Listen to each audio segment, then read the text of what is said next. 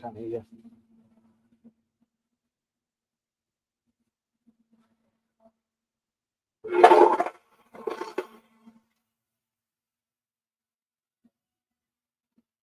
Can you hear me? Yeah, boy. Good news is I'm here. Bad news is my microphone my AirPods decided to break. So. Oh, I can hear you loud and clear, brother. How's it going? Okay. Yeah, good. It's just, one of those days where everything falls in the same spot. So you just got to prioritize. You know how it is. Keep rolling with the punches, my man. Well, you're fitting out a cafe, so you've got to be immune to those punches, mate.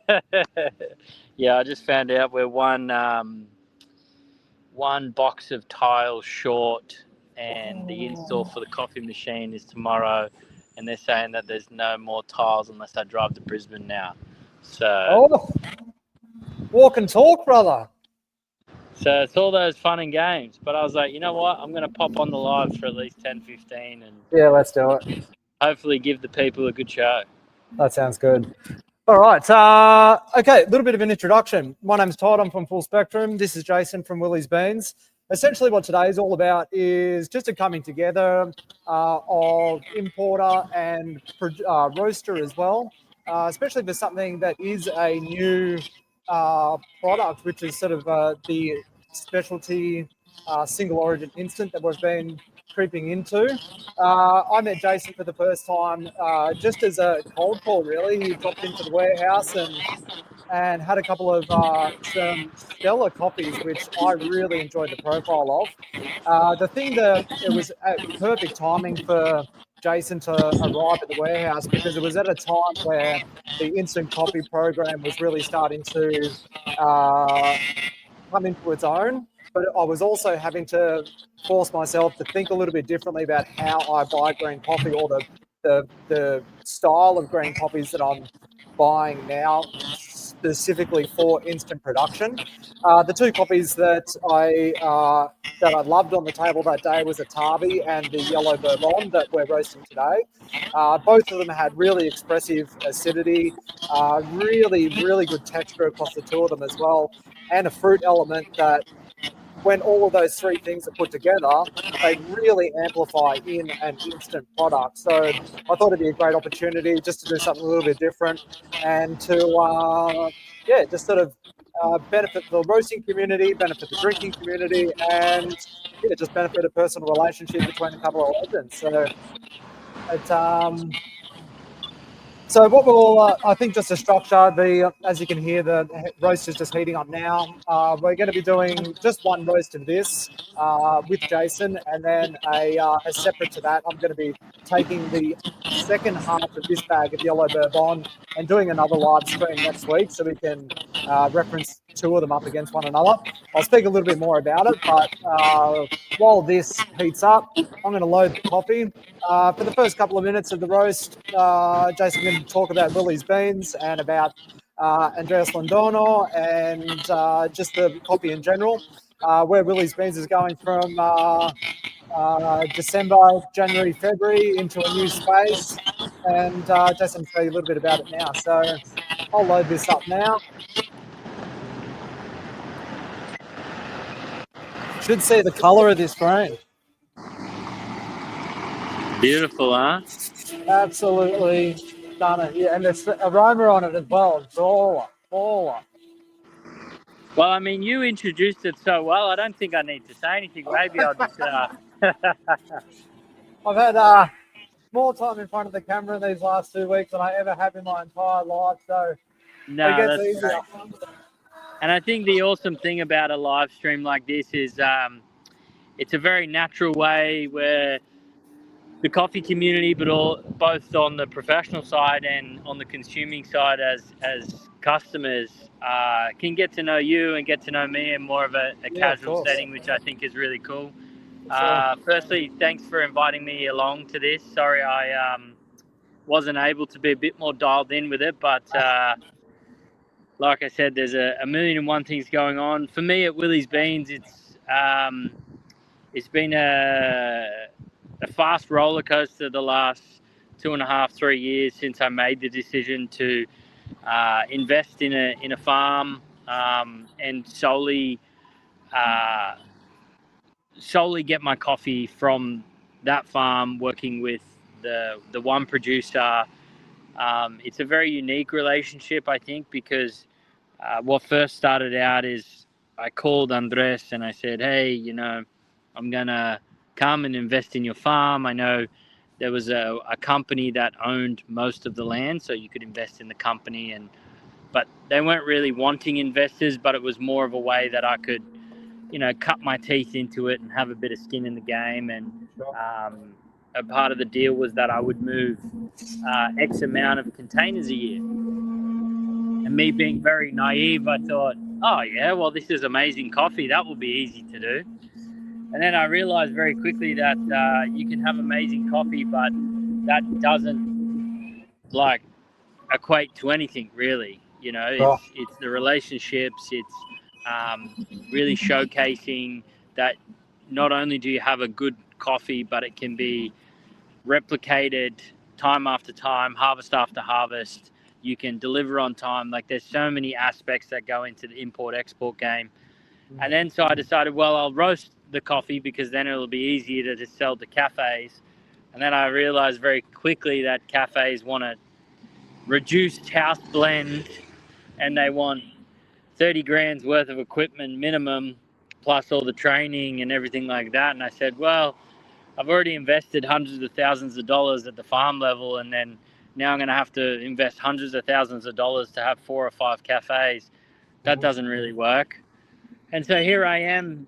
I'm now owning my own venues. I'm roasting a little bit of coffee for wholesale, and I'm also partnering with people like yourself to do the green beans. And honestly, I think it's the most sustainable way to do it because I pay for the coffee before it's even picked.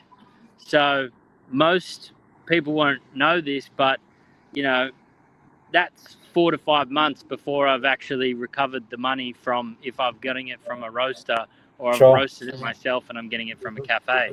So that's a really shitty cash flow business. Like, it's a really shitty cash flow business.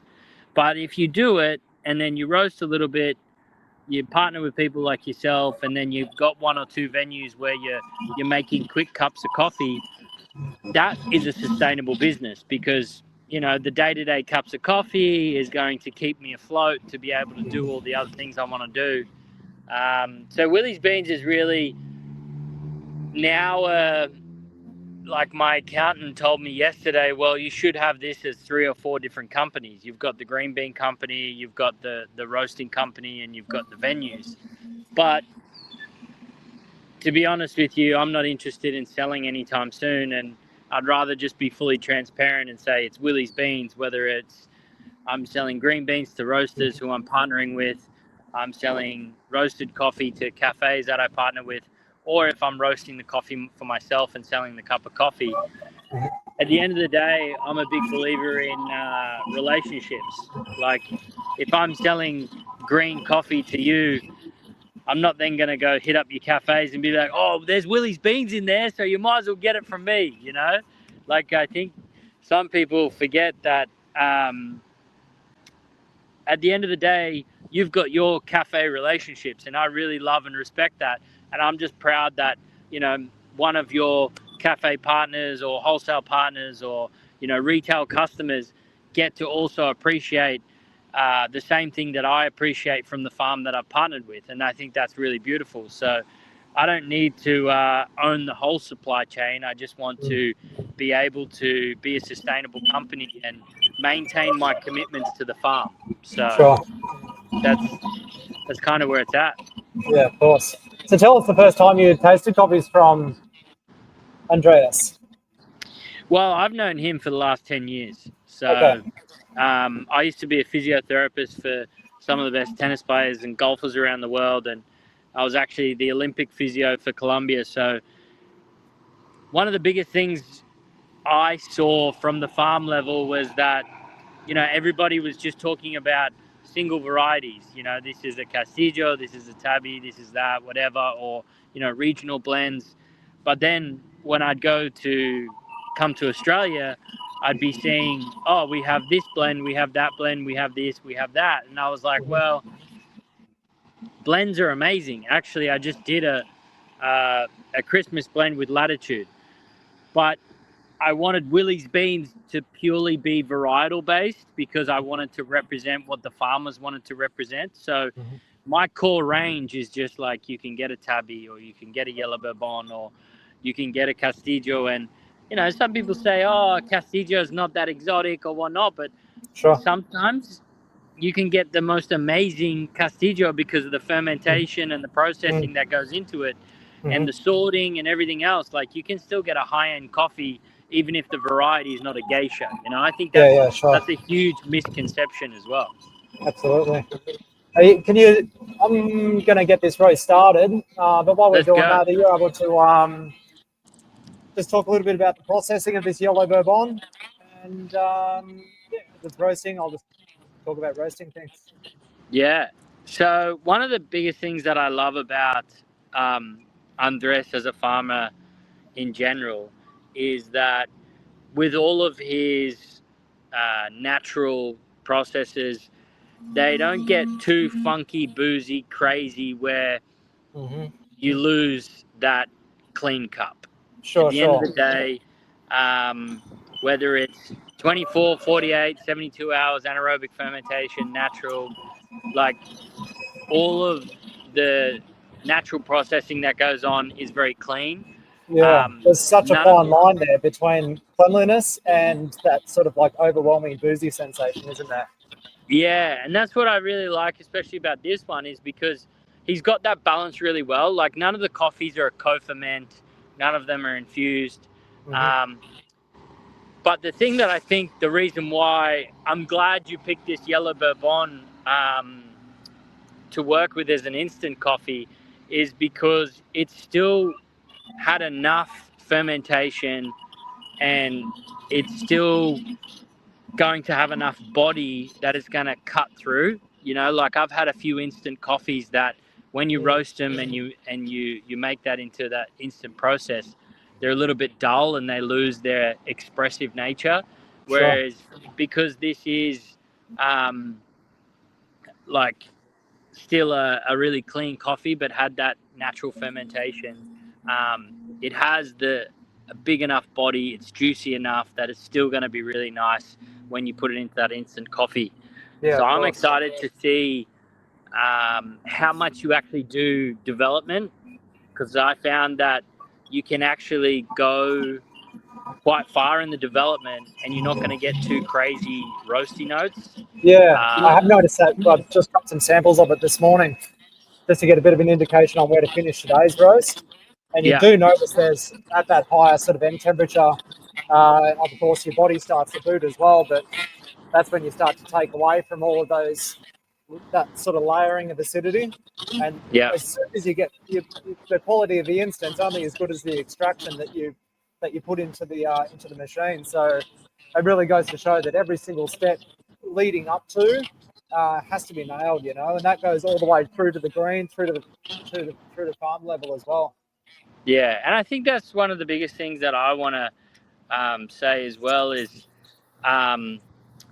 it's such a good point that you make about like each step, right? And I don't know if I'm going too much of a diversion, but with your roasting process and then also being open-minded to the automatic machines, I think that's really cool, man, because like you can have a set profile and automate it on the lowering system. You can have a set profile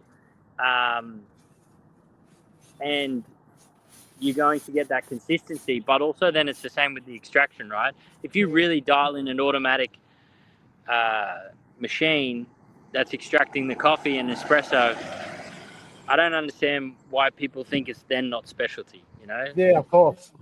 I think you raised the point last time we were speaking with one another, was that I think from an automated machinery point of view, that misconception's always been surrounded by the level of quality of the coffee that goes into them already. You know, it's always been of commercial grade. So that quality misconception is consumers have just always put the automatic machines in a category of poor quality coffee. But it's Yeah. what's in the copper, isn't it? I mean, that's I actually I see the way that specialty coffee will go is that it'll be automated in the cafe, it'll be automated in the roastery, and yeah, the companies that are doing the best specialty coffee will be investing in farms that have the best practices in how they're farming. That's sure. the one stage that, especially in Colombia, I mean, the altitude, the terrain, I mean, you're picking coffees on the side of a hill like this. Yeah. Very, very hard to automate that process. Oh, of course. Of course. All right. So, from a roasting perspective, I just, after tasting this coffee this morning, Sorry, I just uh, lost you for a second there. no, fun. After tasting this coffee this morning, there was definitely one that stood out, and it sort of mimicked a little bit more of a Sorry, profile mate. that I would. Can you hear me? Yeah, I can hear you. That's all sweet. It mimics a profile that I would usually use for a 35 kilo full capacity batch. So that's the profile that I've chosen to work with today. We're aiming for about 6-minute color change, 10-minute first crack, and about 2.5 minutes development. I found with the length of the roast on the loring, it's not really. Whoops, Jason's gone. He's always there. So the length of the roast. No, I think. Oh, there he is. Hey! Sorry about that. I know. I'm glad I didn't miss first crack. Where are we at? No, we're super early. But what I was going to say, yeah, this it is a 35. It's optimized for a 35 kilo batch, but I really Yeah. do like the length on a smaller batch size like this. Yeah. Particularly with the lourings, I've found that total roast time doesn't have a huge effect on end cup quality. It's Yeah. always what's to do, I guess, post first crack and into the development phase. Yeah. So we rely on a little bit of length throughout the middle of the roast just to, I guess, provide adequate development leading into first. Because Yeah. we are doing it just a 2.5 minute development, we do need to finish it. So it is nice and zippy. We really do want to amplify that acidity, especially for instant use. But yeah, because it was a 35 kilo batch, you'll see right at the end, at the start there, there's probably excess gas to set us all up. But I mean, are you a 5 kilo or a 12 kilo pro batch? I'm a 5 kilo, and I've just got a 15 kilo that I'm currently restoring. Check So, that. Oh yes, I did see that. Classic. What are your batch sizes and batch times on the pro batch? so when I'm doing something like the yellow bourbon, I'm going to go around 4.5, so slightly under capacity. But Sure. actually, if I'm doing like the equivalent to what I'd call like my production or house blend, which is actually just a single variety, the Caturra, I've found that I can get 5.5 kilos in the 5 kilo Okay. roaster. Interesting. And I found that when I'm doing something like the yellow bourbon, because I'm normally going for more of like a filtered roast, it's like I'm going a little bit faster into the first crack and then a shorter Yeah, sure. development time. That's what I've found. Whereas with the Caturra, I can really extend that out, and total roast time hasn't really had too much of a impact. It's more of that end temperature that I found is having a bigger impact on the cup quality and like what I'm tasting at the end there. Sure. How much roasting do people do? I mean, have you done much roasting at Origin? Yeah, so we've got actually a 12 kilo probat on the farm. Mhm. So I guess that's also another thing that I want people to understand is like there's a lot of marketing around like this poor old farmer and stuff like that. That's not always the case, you know, like it's usually, if you look at all the guys who are producing coffees in your World Barista Championships and stuff like that, they'll have bioreactors, they'll have cherry sorting machines, they'll have Mhm. a lot of high-tech equipment that is expensive because to be able to produce such high-quality cups time and time again, you need a lot of data, you need a lot of feedback. So, like the farm Manantiales, it also has its own roasting side Mhm. where they've got a brand within that, and they are constantly roasting, cupping, sending me samples. Hey, what do you think of this? What do you think of that? Like, there's a lot that goes into it to be able to produce that time and time again. And that was Sure. honestly one of the biggest reasons why I partnered with them, is because they do so much roasting on the Mhm. farm. Mhm. And if I was going to come and start doing specialty coffee, I wanted to be confident that I had a partner that would be able to scale and grow with me. I think Sure. it's awesome to be able to support other smaller farmers, and it's something that I definitely want to do. Mhm. But if I'm going to have one main farm that I'm investing in or partnering with, it needs to be one that is big enough to be able to, if for whatever reason I grow to a ton a week or 2 ton a Mhm. week or something like that, I need to know that they have the volumes and the knowledge and the technology to be able to sustain that. Because Sure. I think that's where brands go wrong. They get too big too quick. I see. I found. Have you found there's more producers verging into roasted coffee as well as their green coffee to diversify, I guess, their selling portfolio, things that they have to market, have to retail? Yeah, well, it's funny because we literally were just on the farm talking about all the different ways in which it's sustainable for farmers too. Because Mm. like they will have years where they have shitty crops. They will Sure. have years when they have amazing crops.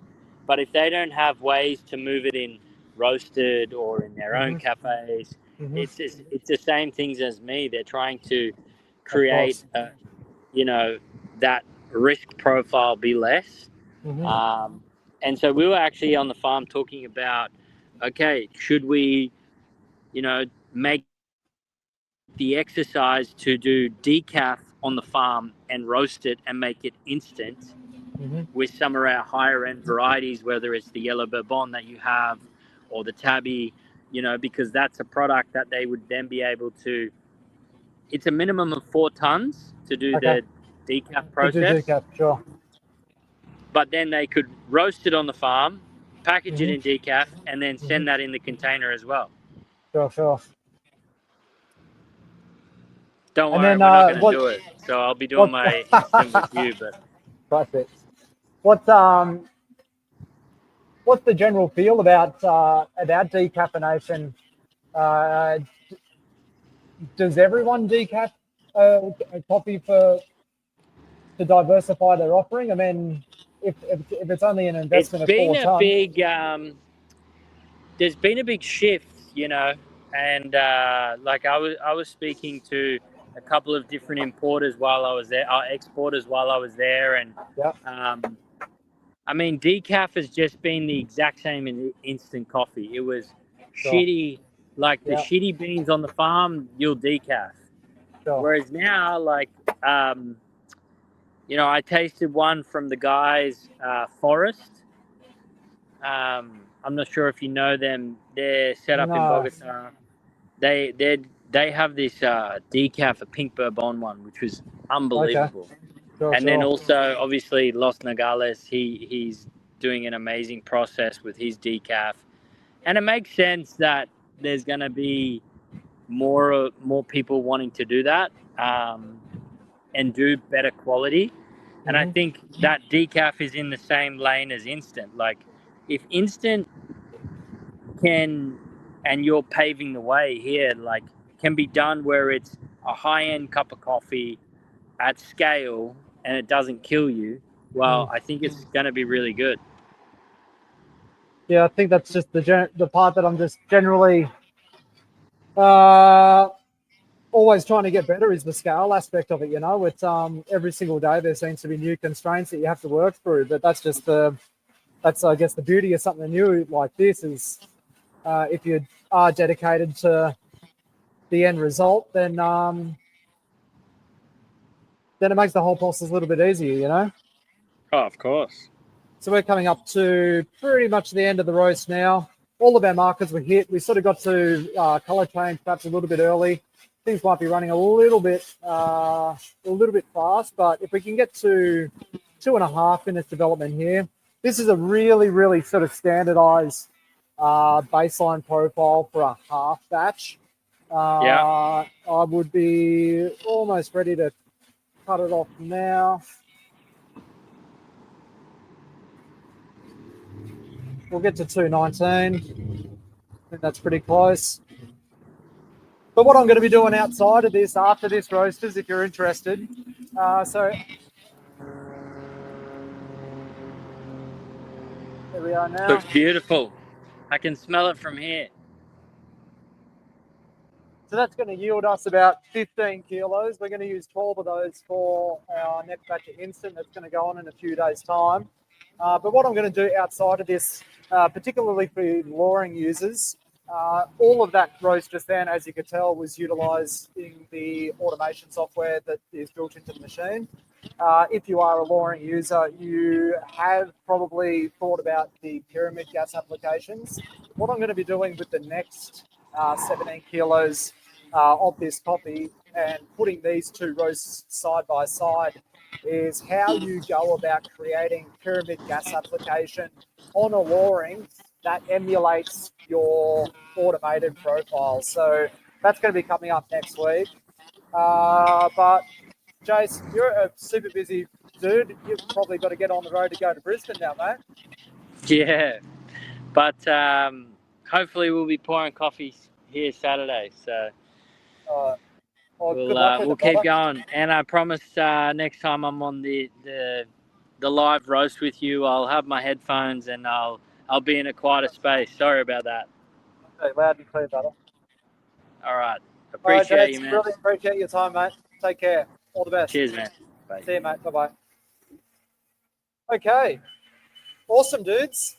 So let's just have a look at his profile really quickly. There was... perhaps we were running just a little bit fast, but when we're talking 10, 15 seconds, sensorially, I don't think there's going to be any issues there.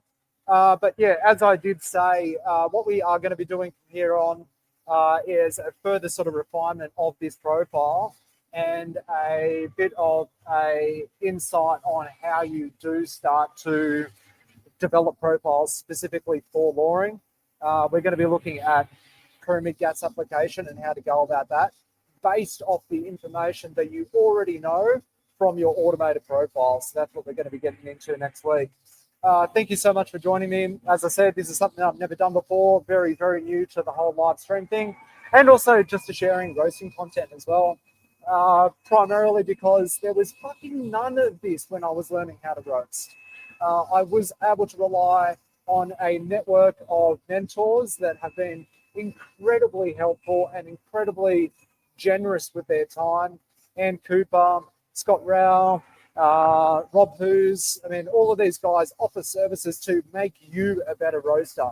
I don't intend on selling my services at all, but I've learned so much from these people. But roasting is very much an individual expression.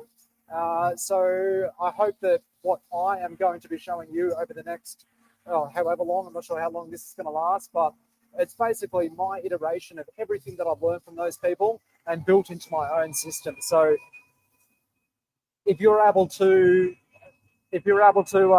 benefit from anything that I'm able to provide, that makes me fucking stoked, man. It really does, because I know how thirsty I was for information when I was setting out to become a coffee roaster. So the more information that I can give you through this platform, take it. Don't copy it, because that's, I guess, what I'm trying to encourage is utilizing your own style. But sure, take elements, but rework it to something of your own, because every single roaster, they have their own signature, and I guess our roast profiles are our signature. But if you ever have any questions about anything, please shoot me a DM either through Instagram or through YouTube. And then, I'll aim to just answer it in the best possible way that I can. So thank you so much for joining me. And I'll see you for the next couple of days. Peace. See ya.